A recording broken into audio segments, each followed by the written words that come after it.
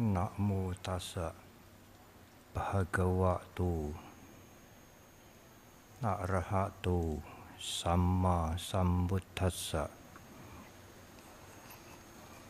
Namo tassa bhagavato arahato samma sambuddhassa. Namo tassa bhagavato arahato samma sambuddhassa. Attanang rakhanto parang rakhati. Parang rakhanto attanang rakhati ti.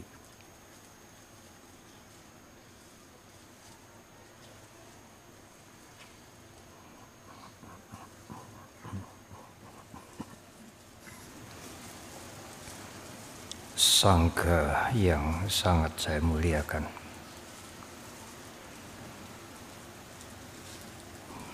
penyelenggara Bimas Buddha pada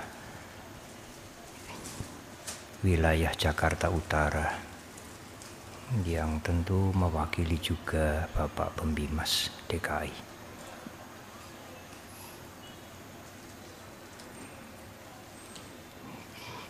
Saya juga ingin menyapa Atasilani Ketua Astinda,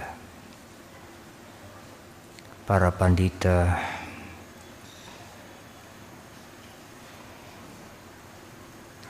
perwakilan dari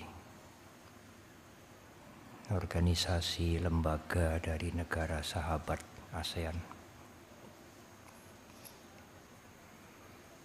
segenap umat Buddha yang datang dari berbagai penjuru.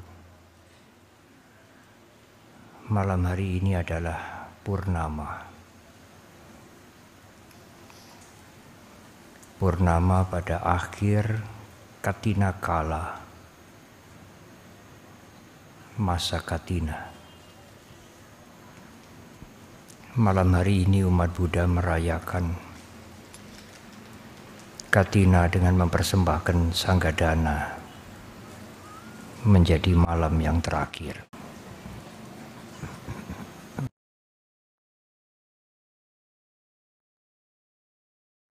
Kami melihat di mana-mana umat Buddha dengan sukacita menghadiri perayaan Katina. Bahkan tidak puasanya sekali. Semalam di Wihara Kelapa Gading saya bertanya dengan salah seorang umat yang malam hari ini juga hadir. Sudah berapa kali?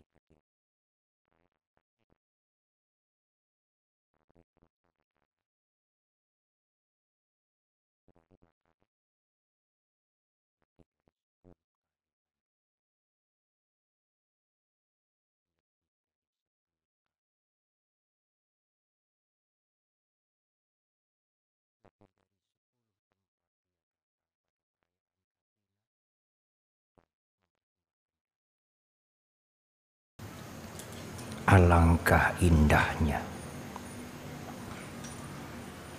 Tentu kita semua mudita. Ibu, bapak dan saudara, pada perayaan Katina, para biku memberikan khotbah Dhamma Desana dengan menguraikan arti penting, makna dan tujuan berdana. Benar, ibu, bapak dan saudara. Tetapi malam hari ini saya ingin memberikan uraian sedikit berbeda. Ya, saya akan menguraikan tentang dana bagian belakang. Agak berbeda uraian yang di depan.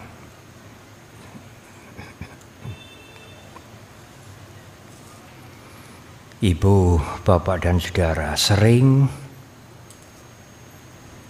kami menerima tamu,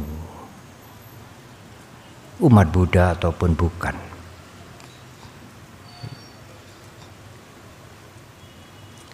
Dan sering mereka mempunyai tujuan yang hampir sama.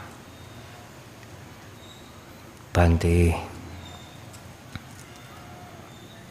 apakah Bante bisa memberikan saya jimat, amulet?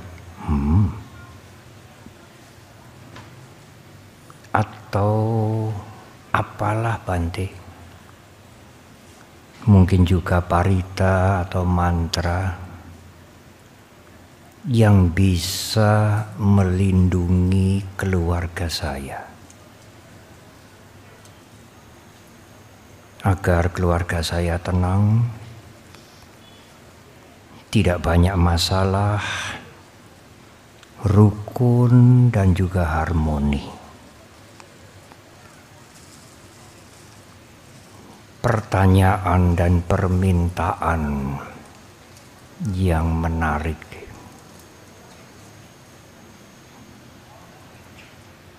Tetapi saya tidak punya amulet itu, jimat itu.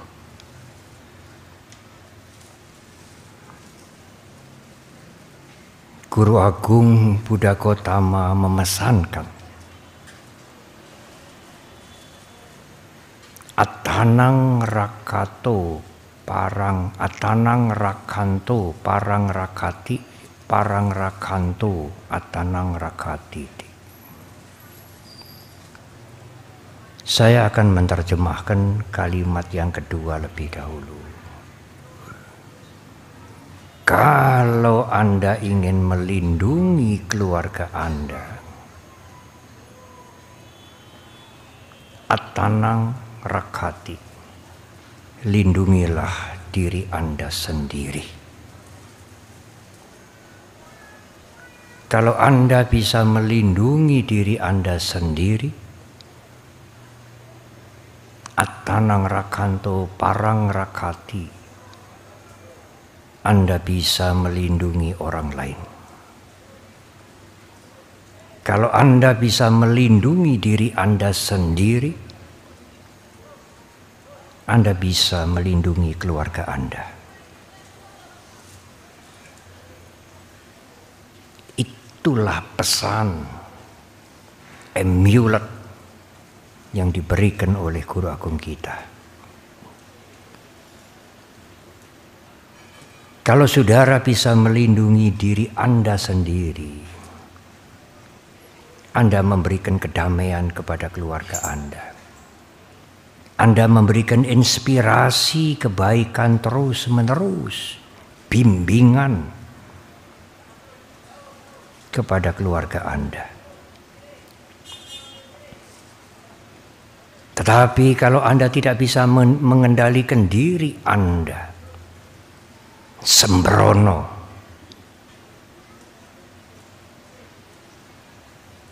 Anda akan menjadi sumber ketegangan dalam keluarga Anda. Bagaimana Anda mengharapkan keluarga Anda supaya tenang, harmoni, rukun, Bante, tetapi Anda sendiri yang menjadi sebab kekacauan di dalam rumah tangga Anda sendiri, karena Anda tidak mengendalikan diri Anda. Oleh karena itu, kalau Anda menginginkan keluarga Anda tenang, rukun, harmoni, maka jagalah diri Anda sendiri. Dengan menjaga diri Anda akan menjaga keluarga Anda.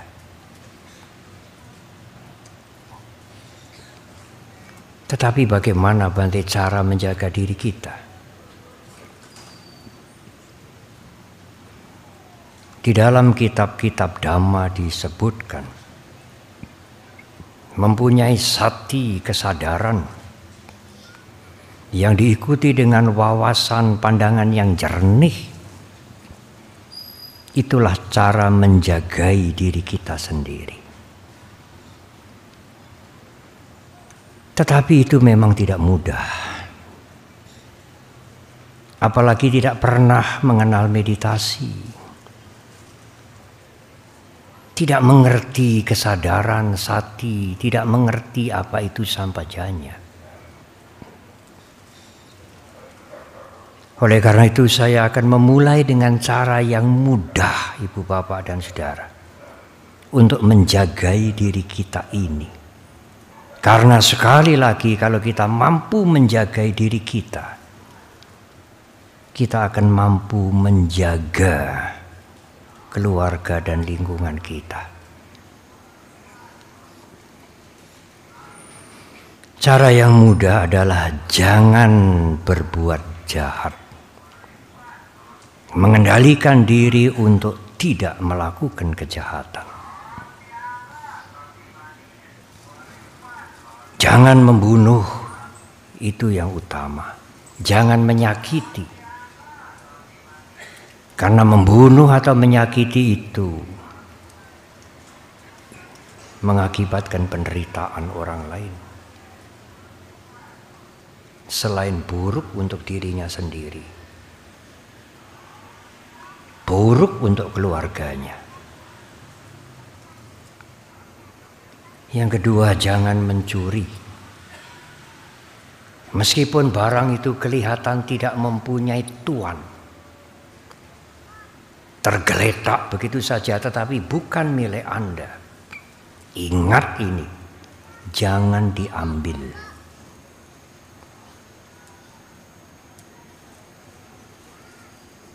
Harus, kalau Anda menginginkan barang itu, harus mencari siapa pemiliknya.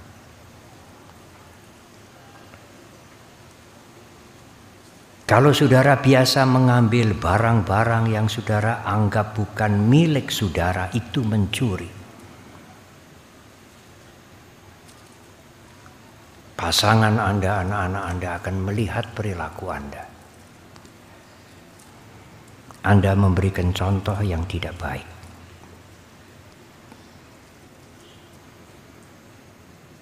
Jangan selingkuh. Kalau salah satu pasangan selingkuh, ramelah keluarga itu. Bisa hancur.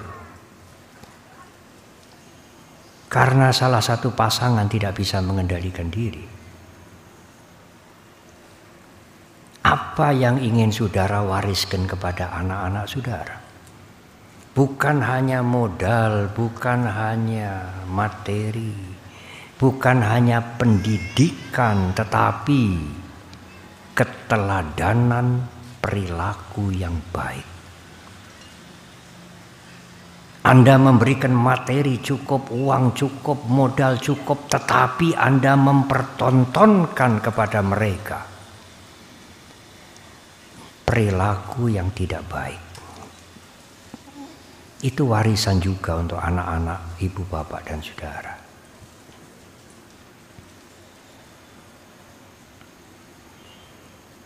Jangan berbohong. Musawadah itu mewakili pisunawaca, parusawaca, sampapalapa. Pisunawaca itu menceritakan kejelekan orang lain tetapi dia tidak jelek, alias fitnah, termasuk kebohongan. Parusawaca itu mengumpat, menggunakan kata-kata kasar. Sekarang sering dikenal dengan bully. Sampapalapa itu kongko-kongko, omong kosong. Ya, Bante, sekarang ini temannya anak-anak itu di sekolah itu saling membuli, mengolok-olok. Benar, ibu, bapak, dan saudara. Sering-sering yang banyak membuli anak-anak kita itu orang tuanya sendiri. Hati-hati, hati-hati. Mamanya, papanya itulah yang membuli anaknya sendiri. Dan itu akan disimpan di bawah sadar mereka sampai mereka dewasa. Hati-hati ibu bapak. Kalau seorang ibu, seorang ayah punya anak dua, mungkin masih SD, dianggap masih bodoh. Lalu di depan teman-temannya mengatakan, ini yang ini bodoh, ini dedel. Kalau yang ini otaknya agak encer, pinter ini. Ini bodoh, ini otaknya encer. Apakah itu tidak membuli ibu bapak dan saudara? Membuli anak Anda sendiri di depan umum.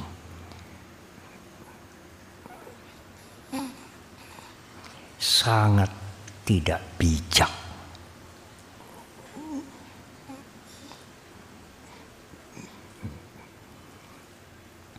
Nanti kalau anaknya batuk-batuk,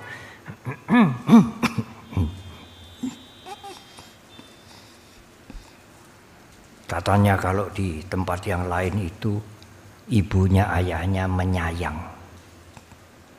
Ayo diobati supaya kamu enggak batuk-batuk. Disayang, ayo diobati. Kalau di sini anaknya batuk-batuk, es terus, gorengan terus. Begitu toh? Apa itu tidak membuli? Membuli anak-anak kita sendiri. Tidak disayang, tidak ditolong, tetapi es terus. Berhati-hatilah berbicara kepada anak sendiri.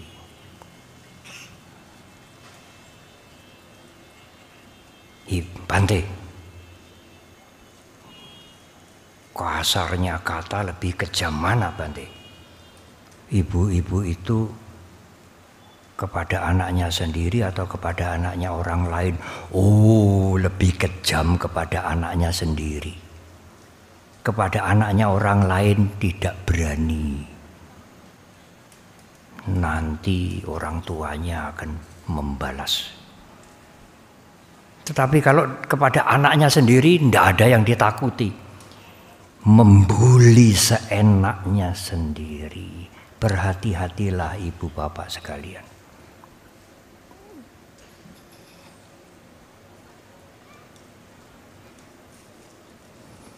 Jangan mabuk, jangan minum minuman keras, termasuk merokok.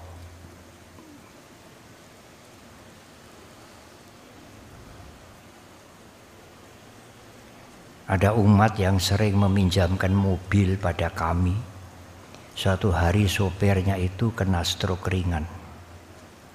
Setiap dia datang ke dokter, dokternya itu selalu bertanya, Bapak rokok? Bapak rokok? Padahal dia tidak rokok. Ada juga kenalan baik mantan pejabat yang setelah mendengarkan khotbah saya di dalam seminar, mungkin agak lama, tidak tahan menunggu sampai selesai, waktu ada sesi tanya jawab, hilang dia. Lalu muncul lagi, saya tanya, Pak, kemana tadi kok hilang? Tiamnyo Bante, tiamnyo. Yang usia lanjut seperti Pak Arya mungkin tahu tiamnyo ya.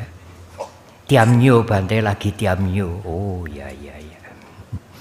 Yang muda-muda tidak mengerti apa itu tiamnyo.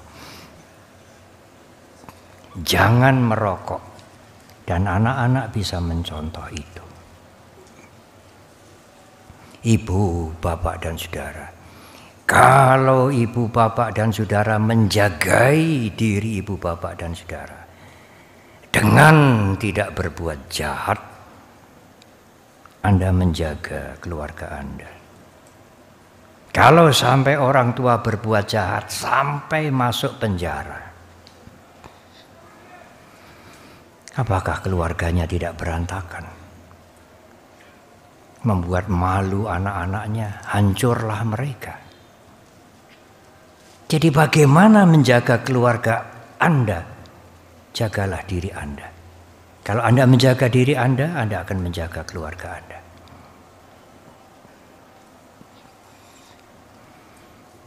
Tetapi ada yang lebih menarik. Bante, saya sudah menjaga diri sebaik-baiknya, Bante. Sungguh-sungguh takut saya, Bante, melakukan hal-hal yang buruk. Oh ya, bagus. Tapi Bante, keluarga saya itu kok keluarga toksik. Tahu toh ya, toksik tahu ya.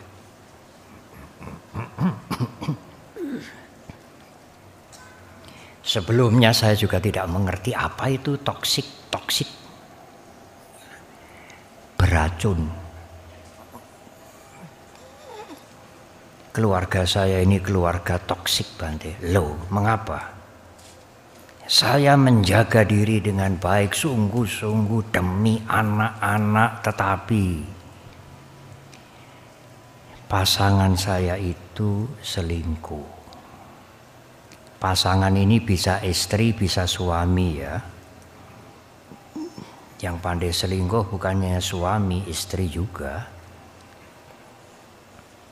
Dan kejam, Bante, kejam sekali. Wah, kalau kejam ini biasanya suami, tidak juga. Saya menderita, Bante.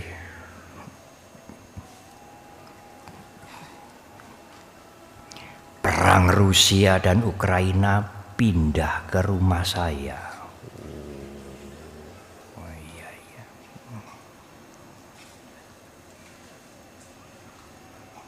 Ibu, bapak dan saudara, dia datang untuk meminta nasihat. Tidak mudah memberikan nasihat pada dia. Dan itu adalah cerita nyata pada banyak keluarga. Dan umumnya keluarga yang materinya sukses. Waktu kami masih miskin, Bante, rukun lah. Seperti nasi satu bungkus dimakan berdua. Setelah kami berhasil, Bante, maju-maju. Pasangan saya itu aneh-aneh.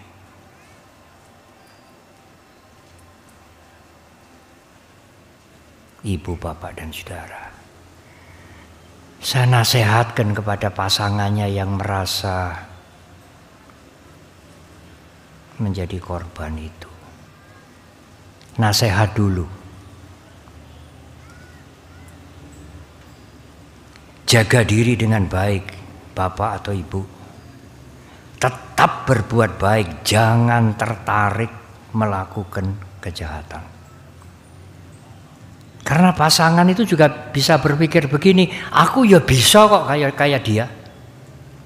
Bukan hanya pasanganku yang bisa selingkuh, aku ya bisa. Ada yang begitu. Bahkan yang keterlaluan itu, yang selingkuh itu mengatakan pada pasangannya, kamu ya boleh kok. Aduh, kamu ya boleh kok. Disilahkan. Ada. Ini bukan cerita rekaan. Orang ini datang pada saya sampai menangis. Kamu ya boleh kok. Kamu ya boleh seperti saya. Anaknya lalu bagaimana, ibu bapak?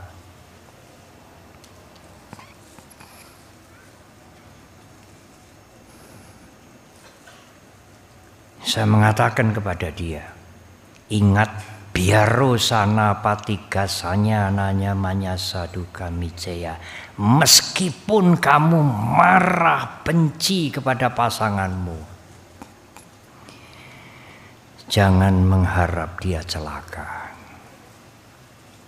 Karena dia adalah orang tua dari anak-anak juga, ibu atau ayah dari anak-anak.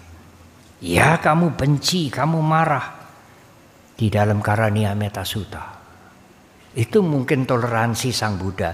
Ya, kalau kamu nggak bisa nahan marah, nggak bisa nahan benci, asal jangan mengharap orang lain celaka. Kalau di bahasa Jawa itu jangan nyepatani, ora selamat kamu. Tabrak mobil kamu, sambar geledek kamu ya. Jangan mengutuk, itu kejahatan. Ingat, itu kejahatan.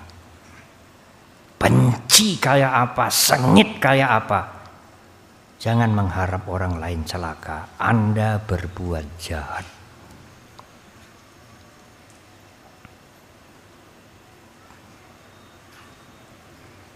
Ini nasihat kepada pengantin-pengantin baru, calon pengantin, dan juga kepada pengantin yang sudah tua-tua.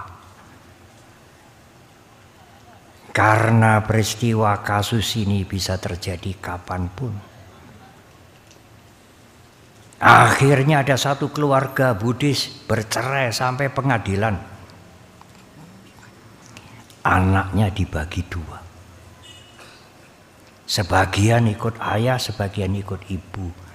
Jadi anak itu dianggap barang, dibagi dua.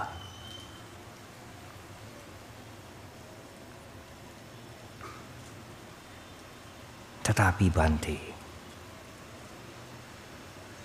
apakah tidak ada perumah tangga yang harmoni, yang bahagia? Oh, ada.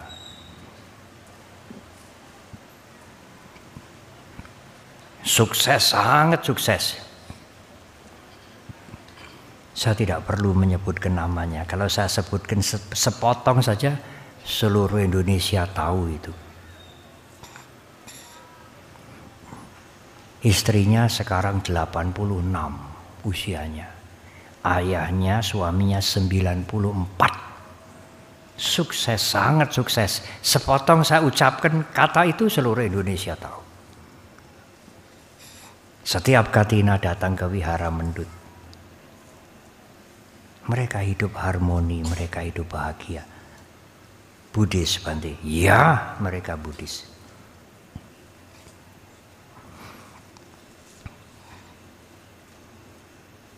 Di zaman Guru Agung kita ada seorang perumah tangga, bukan biku.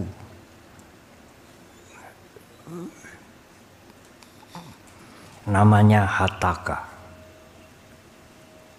Guru Agung Buddha Gautama pernah memuji Hataka. Hataka ini punya 7 sifat baik. Pertama, dia punya keyakinan yang baik, keyakinan kepada Dhamma. Yang kedua, Hataka senang berbuat baik. Yang ketiga, Hataka sangat sopan, takut dicela oleh orang lain. Yang keempat, Hataka mengendalikan dirinya, berhati-hati, takut melakukan kejahatan. Yang kelima, Hataka selalu ingin belajar meskipun usia sudah lanjut. Yang keenam, Hataka suka berdana, murah hati. Dan yang ketujuh, Hataka mempunyai wisdom, kebijaksanaan.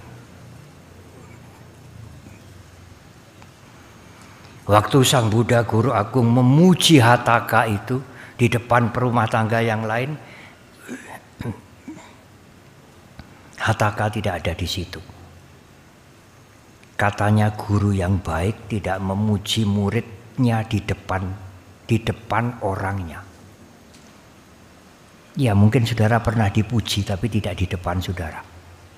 Diam-diam. Temannya memberitahu kepada Hataka, kamu dipuji Sang Buddha, kamu punya 7 sifat yang sangat baik Hataka. Apa tanggapan Hataka? Oh, semoga waktu Sang Guru Agung Sang Bhagawa memuji saya itu tidak banyak perumah tangga yang mendengarkan. Tidak banyak perumah tangga yang mendengarkan. Itu tanggapan Hataka. Sang Buddha mendengar apa respon Hataka itu. Sang Buddha mengatakan sifatnya Hataka tambah 1 menjadi 8, rendah hati. Kalau kita bagaimana? Oh, dapat pujian sedikit sudah diupload viral kemana-mana. Oh, saya tadi ketemu Bante Panya, dipuji, oh kamu baik ya, rajin, suka berdana, loh langsung ditulis. Saat itu juga warta berita viral kemana-mana. Beda dengan Hataka. Waktu Guru Agung memuji Hataka mengatakan, semoga tidak banyak orang yang mendengar. Rendah hati.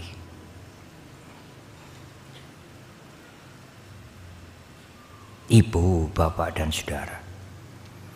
Salah satu sifat yang dipunyai oleh Hataka adalah mempunyai kebijaksanaan, wisdom. Dia bukan orang bodoh.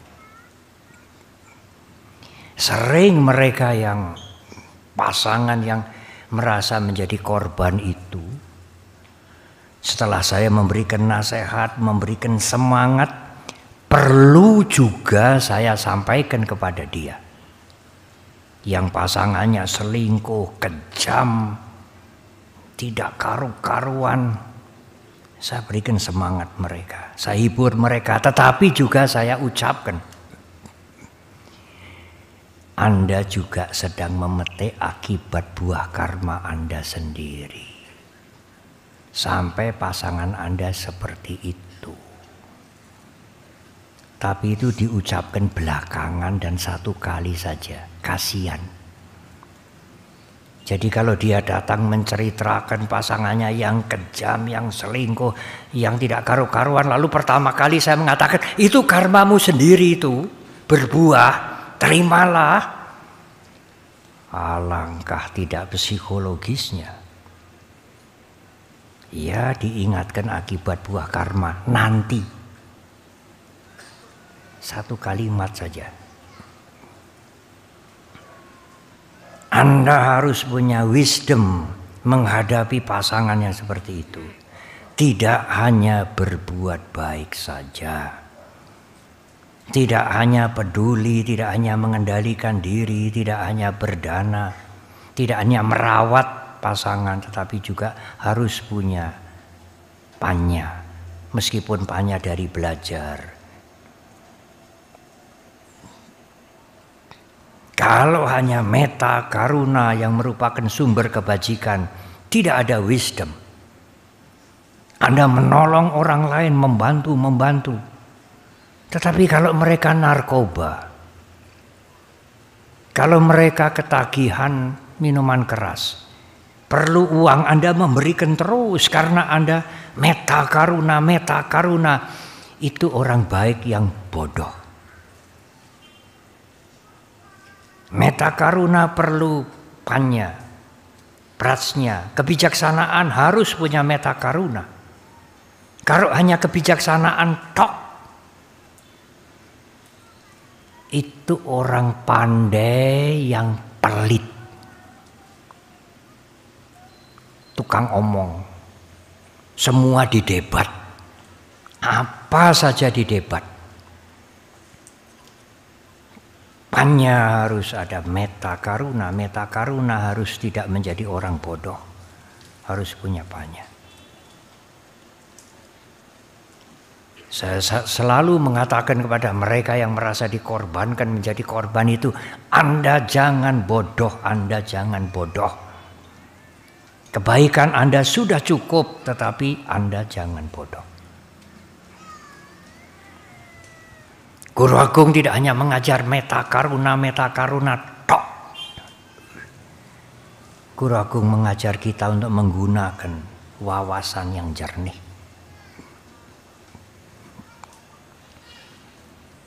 Ibu, bapak, dan saudara, hari ini hari terakhir masa Katina. Ibu, bapak, dan saudara diingatkan kembali untuk memberi berdana. Berdana yang tertinggi adalah berdana untuk tujuan membersihkan kotoran batin. Dengan membersihkan kotoran batin, Anda membebaskan ikatan-ikatan. Bukan hanya mengerti anicca lalu tidak terikat karena semua berubah. Oh, tidak sesimpel itu, tidak segampang itu. Mengerti anicca semua tidak kekal, kita harus tidak melekat, harus dilatih. Dilatih dengan memberi tanpa pamrih, memberi untuk melepas. Karena memberi untuk melepas itu melepas kemelekatan. Melekat atau terikat itulah yang membuat penderitaan. Memberi untuk melepas berarti melepas keterikatan. Dan melepas keterikatan dengan belajar melepas adalah melepas penderitaan. Kehidupan saudara lebih ringan, lebih bahagia. Siap menghadapi apapun yang bucingli itu. Siap saya, siap. Yang perlu saya lepas. Dan semuanya itu juga tidak kekal. Ibu, bapak, dan saudara, atanang rakanto parang rakati. Kalau Anda menjagai diri Anda akan menjagai keluarga Anda. Parang rakanto atanang rakati. Kalau Anda ingin menjagai keluarga Anda, menjagai orang lain, caranya adalah jagalah diri Anda sendiri dulu. Marilah kita berdana dengan tujuan yang tertinggi supaya praktek dana itu menjadi praktek dhamma. Karena praktek dhamma itu menuju pada kebebasan dari penderitaan.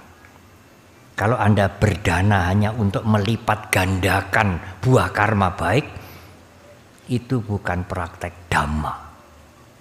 Karena praktek dhamma itu mengurangi penderitaan. Selamat berdana di bulan Katina di hari terakhir hari ini. Semoga semua makhluk berbahagia. Terima kasih.